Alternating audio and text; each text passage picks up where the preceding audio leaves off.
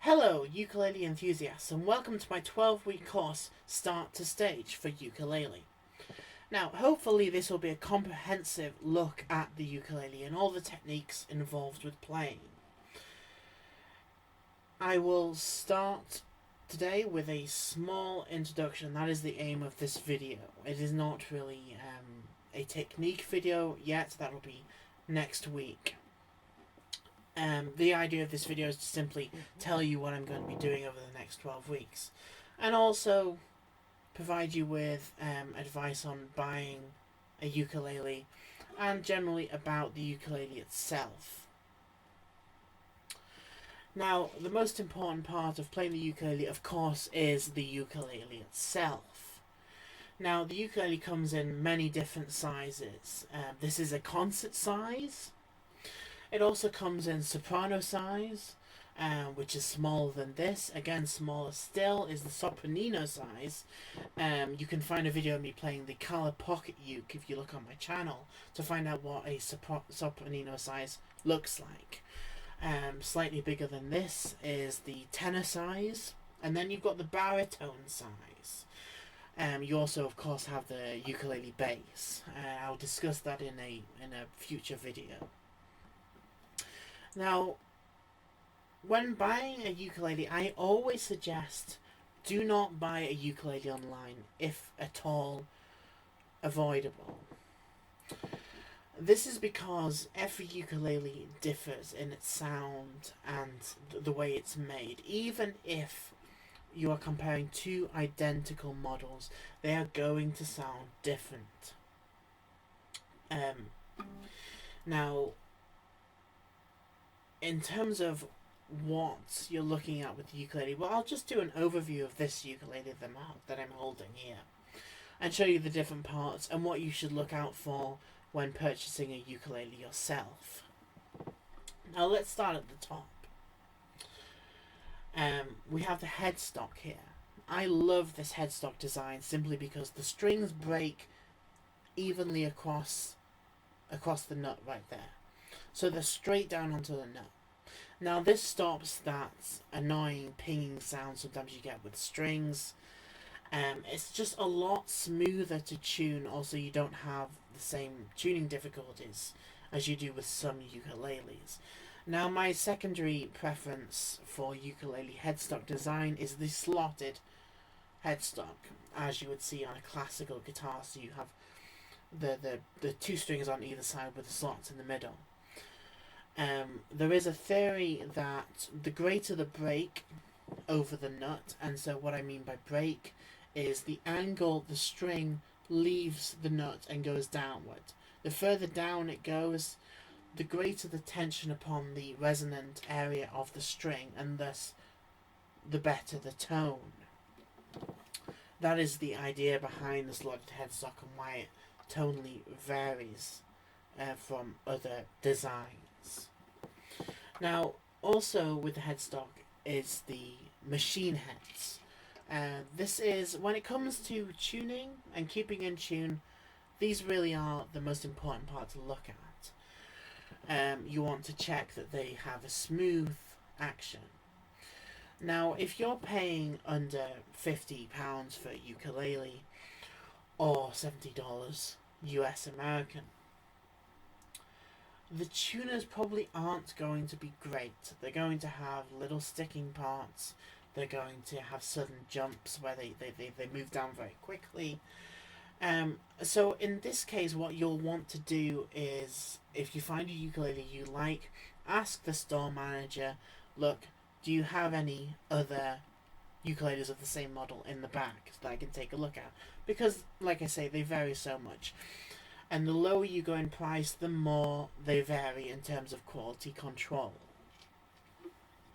Now, the tuners on these are very good. They're kind of Grover style. They have these very nice buttons on them. Again, that's really just aesthetic. But they are very good tuners. You also want to look for the ones that have the screws in the end, so you can change the tension of the tuners themselves. Now, moving down to the nut. Now, you'll find many reviews online of ukuleles saying, oh, they've got a sharp nut on them, or the nuts cannot cut properly. Well, to be honest, if a ukulele sounds good, and you find that the nut isn't particularly well made, but yet the ukulele sounds good, it's not a great concern, because these things don't cost a lot, and so you can replace it. You can even make one yourself, which will be something that I cover in another video, not as part of the 12-week course, but I will be covering that as well in another separate additional video. On a similar line, the quality of the frets. Now, when you are looking for a ukulele and you're trying them out, once you like the sound, that's the first thing. I like the sound of this ukulele, and therefore I'm going to look at the other aspects and see if they are really up to par with what I'm looking for. Now, the first thing that you want to do when assessing the frets, which are the metal bars which separate the string and allow you to get different notes, is you want to go up this as such and check that there's no buzzing, there's no missed notes there, nothing like that. Now, if you're doing that and you find that there's a note missing or there's buzzing and things like that, again, ask the people working at the store, is there another ukulele of this model that I could try? Because, as I said, the quality varies ukulele to ukulele, so you might find that there's another ukulele, sounds exactly the same, is perfect, and doesn't have that fault. And then, of course, they will probably end up sending them back to where they got them from. But that does happen every now and again. Even from the best factories, you get a batch of ukuleles, or even just one ukulele with a fault in it. So don't put down a ukulele model just because you found one that isn't up to par. Ask to try another one. Now, once you've tried that test of going up all the frets and making sure that all the frets are nice and even, then you want to look at how smooth the frets are on the end. Some of them are so rough that they'll end up cutting your fingers. Now, again, this is slightly different away from the nut as I was speaking about before. This can be altered. I mean, the frets can be redressed. They can be rounded on the edges. That takes a certain amount of skill, or is very expensive if you ask the shop to do it. Again, in another video, which I will be doing hopefully next week, perhaps the week after, I'll be showing you exactly how you can round off the ends of frets, how you can redress frets, how you can make a new nut, everything, how you can really set up the ukulele perfectly to your desires. Even a ukulele that is flawed in some way, maybe one of the frets isn't the right height and you have to replace it. I will show you how to replace a fret on a future video. Now, working down the neck, and once once you find out that all the notes are sounding correctly, you don't need to worry too much about the curvature of the neck, because you've already shown that it should be okay, especially seeing as the ukulele doesn't have a truss rod, and there's very little that you can do about the curvature of a neck, as you would be able to if you were playing a steel string instrument. Now, again, we have the saddle down here. If there's any problems with the saddle at all, again, that can be changed, so that shouldn't be a deciding factor. Now, now we move on to what is under the saddle, typically the electronics. Now, you might have decided to go acoustic, no pickup in it, or you might decide that you want an electro ukulele. Now, as this course is for those wanting to eventually perform, I would guess that most people will be looking for an electro. I mean, true, you can put a mic in front of a ukulele and it will sound just fine for certain styles. You will not be able to use some of the techniques that you can use with an undersaddle pickup or multiple pickups within the instrument if you're using just a microphone in front. For example, the percussive effects that you'll see in many of my other videos, could not have been done if they were used, if they were picked up with a microphone by itself. The pickup that I have in this particular ukulele is a dual system, whereas it has a microphone inside and also a transducer pickup under the saddle there. And there's also volume controls for each. Now, typically, I don't really use the microphone simply because microphones really have a problem with feeding back when they're inside of an instrument, unless you're very far away from the amplification that you're using, which I typically am not. I like to be, close to where the sound's coming out. And so I typically just use the transducer with just a hint of microphone in there, because you really get the nice natural sounds of the ukulele by using the microphone. Now, onto the build of the ukulele. The first thing you'll notice about this ukulele is that it has a cutaway. Now, people will say that the cutaway's there so you have a greater reach onto the fretboard. This would be true if you were playing classical guitar, any kind of instrument whereby the fretboard extends a great distance onto the body. Whereas with the ukulele, if this wasn't here, you would still have that reach good enough to actually get up to the top frets there. So this is purely aesthetic. I do like the look of it. So, but like I said, it's purely aesthetic, as are the bindings and everything. The extra work that goes into the ukulele. It makes it look nice, but ultimately, as a performing musician, it's just about looks. Now onto the woods that the ukulele is made of. I don't really mind what the neck's made of. Typically, you'll have a mahogany neck. But what really matters is the soundboard. So the top of the ukulele there. This has a cedar top, a solid cedar top, which is quite a departure for me because usually I use solid mahogany all over. So this has mahogany back and sides, but it has the cedar top. Typically I will use mahogany all over. So the whole thing's made of mahogany. Simply because mahogany is a very, what I would say, jack of all trades wood. It really covers all the bases. It has all the qualities. If you were to take all the instruments, all the different wood types, and kind of cram them together and make an instrument, I believe that mahogany would be the resulting sound. The average sound of and the instrument. You also have spruce, which is a lighter wood. This has a very bright sounding, very good for clarity of notes. Mahogany is a little muddier, I would say. Cedar, as is this, is very mid-rangey, very punchy, but also warm. It has the warmth of mahogany, but the punch of spruce, whereas spruce doesn't tend to have as much lower end in my mind. As far as my opinion goes. And now you have koa wood. Now koa wood is very, very similar, I believe, to mahogany in its sound. It looks a lot better. So there's the aesthetic, edge there. Also the traditional aspect of traditional ukuleles being made of koa wood. Or the cheaper acacia koa, which often ukuleles are made of, to tap into the market that wants koa but can't quite afford it.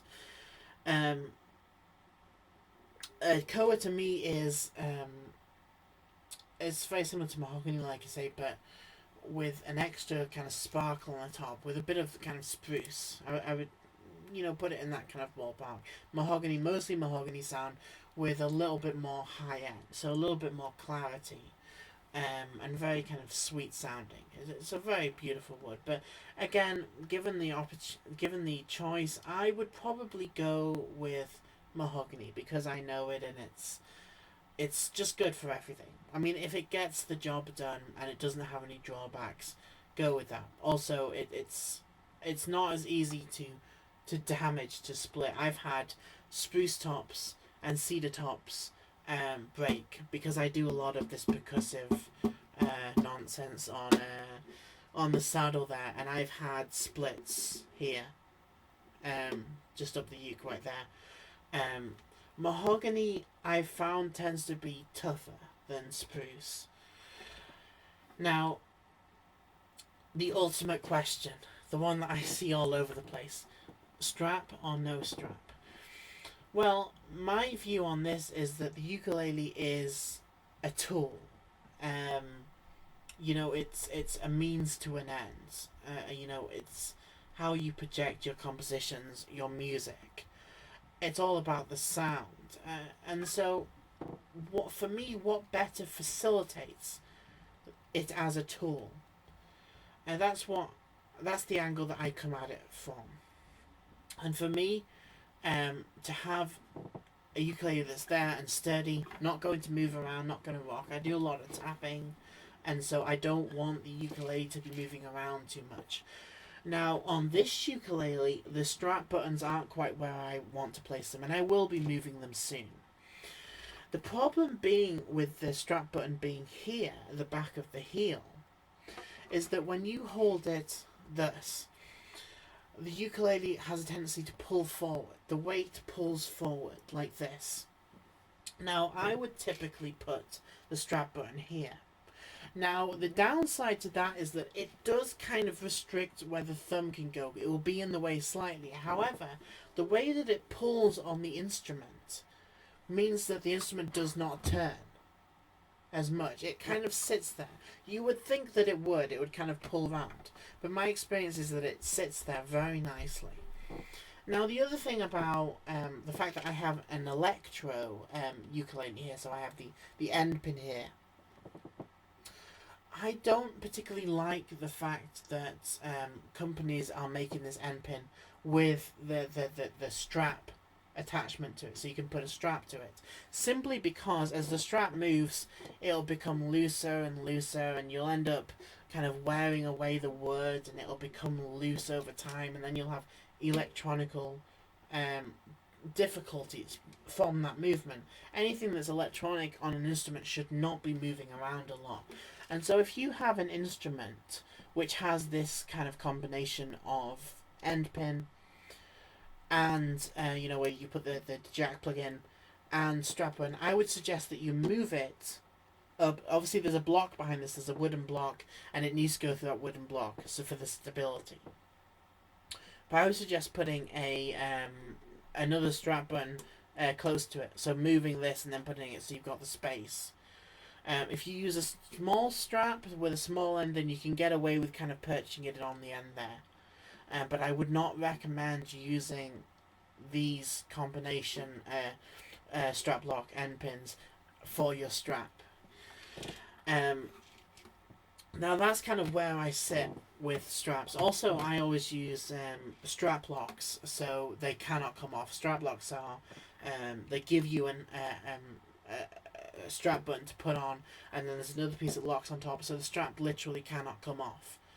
Like I said, the ukulele is a tool, and if there's any chance that it's going to fall when you're playing, or it's going to be uncomfortable, or it's going to move, then you want to minimize that as much as possible. And you can do that by using strap locks and positioning the strap button, like I say, on the side of the heel there, and putting a more secure pin on the bottom. Now, that's pretty much everything about the ukulele that should really be discussed at this stage. The idea of these videos is that if you have any questions at all, I would ask that you put them in the comment section and I will answer them in the next video. I decided to do this introduction video instead of an actual technique video to start off with, so that you would have the opportunity and understand that the option was there for you to ask questions in the comment section, and I will address them. I will address all sensible questions. And also, we can carve this course together and you can get out of it what you want to get out of it. Because that is the ultimate goal. I don't believe in teaching something that's mind numbing and people don't want to learn, or you know, you should be able to ask the questions that people aren't giving you the answers to. So if you want the answer to something, put it in the comment section. If I don't know, then I'll do my darndest to come up with an answer, or I will look it up. I'll direct you to something else. Typically, when I have students, I'm primarily a technique tutor, and so people send their students to me for specific techniques. Flamenco techniques, for example, I'm very knowledgeable about right hand techniques, and so a lot of people, send their students to me for that specific reason, and I send students to others for things like theory, because quite frankly, theory quite bores me.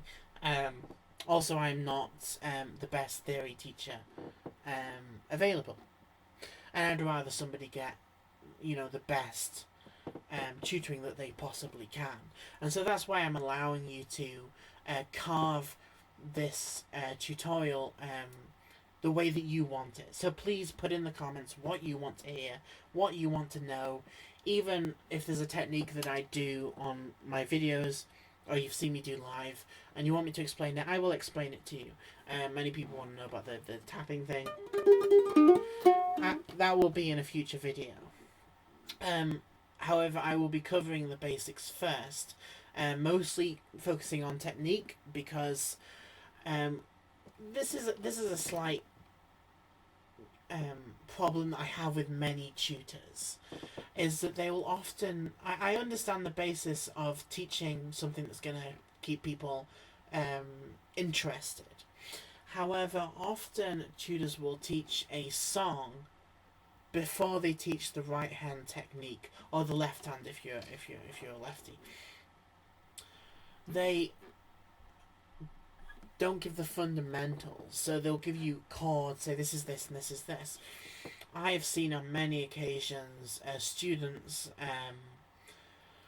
strumming kind of with this kind of hooked hand and single finger and thumbs and things, simply because they have not been taught how to strum yet. So they're taught the chords before they're actually taught how to use the strings, which for me never made sense. And so I always teach the techniques first. Granted, it might be a slightly less interesting approach. It might be a little tedious, but if you have the foundations there to build upon, you will find it much, much easier to play the music you want to play afterwards, and you won't be tripped up with your right hand, which is so often the case, which I see in beginners. They're tripped up by the right hand, the fundamentals that they haven't learnt. I will be teaching chords. I'll be teaching about different tunings that you can use to actually make a chordal structure easier. I'll be teaching how scales are actually made, how they're constructed, and so you don't have to learn each scale, but rather you can learn how they're constructed with just two simple numeral sequences, and then you can figure out every single scale there on in by yourself. There are many shortcuts like that, which I will show in my videos. Now, I only wanted this to be a short video today. My future videos will be much longer and more comprehensive. I apologise for the quality of the video. It isn't particularly good. I am trying to address that. Now, if you would like to support me in my video making attempts, I do have a Patreon account which is listed below the video. You can also visit my site, giveoneyear.com, that's the numeral 1, to find out about my charitable tours. Next year, I leave for what I believe is the longest ever attempted charitable tour by an individual. It is aimed to last 30 years. The sole beneficiary of that will be the Ukulele Kids Club UK. I would recommend that you check them out. I really would. I mean, they're an amazing organisation. They give ukuleles to children in hospital with terminal and chronic illnesses. It's really profound, and I feel blessed to even be involved with them. You know, I did a tour recently for them and raised enough money for around 60 ukuleles. All the money that you give to them goes directly to purchasing these ukuleles. I can't say enough good about them. So check that out, the Ukulele Kids Club UK. Check out my site, giveoneyear.com, which gives details about myself. Please like, share, and subscribe, the usual, with my videos. And get involved with my videos. Put comments, what you want to see, what you want to hear, anything music related. I'm at my 38th instrument now, so I play many instruments. So if you want me to show you how to go from one instrument to another, I've done tutorials in the past, how to go from guitar to ukulele, anything like that. If you want me to go over rhythms, anything at all, and I will try and cover them in my videos. So thank you for your time. Thank you for watching me rattle on for what's it been, half an hour now. And I hope you enjoy this video and future videos. Again, please consider supporting me at my Patreon account, as is listed below. And I bid you a good day and happy ukuleleing.